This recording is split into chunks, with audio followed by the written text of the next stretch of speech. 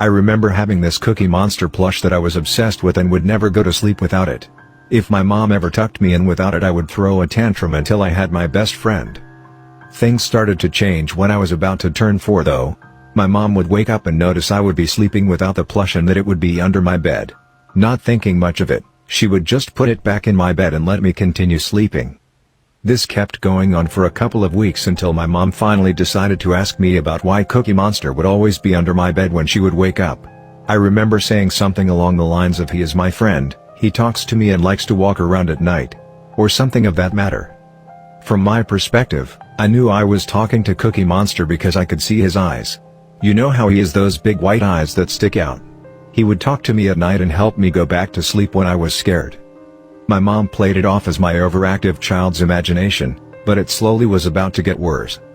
Over the course of the next couple of months I would have night terrors. No, not simple nightmares. I am talking about full-blown night terrors, so bad to the point I would stiffen up and do nothing but scream as my mom tried to rock me back to sleep. This went on for almost every single night. They were so scarring on younger me that to this day I remember what they were about. I would be laying in bed at night when my Cookie Monster plush would came to life, drag me out of my bed, and pull me under it to eat me.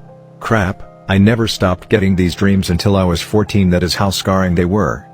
About a year from moving out of the house and into a better place, my mom would learn the truth behind the whole ordeal. She woke up to some noises one night and heard me out in the living room talking to Cookie Monster. Now you might expecting that I am going to say she saw me talking to the plush, but you are wrong. You might expect me to say that I was laying in my bed and only the plush was out in the other room, but you are wrong. But reality is much, much scarier than any fictional story.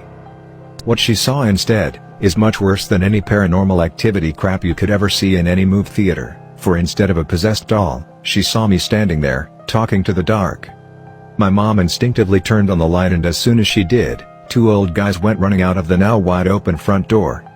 The only thing I remember from that night was my mom holding on to me for dear life as my dad and the police rushed to the house. The thing that scares me to this day is not the fact that I was talking to 2 random strangers that night. What scares me to this day, is that I was talking to these people for months without knowing it.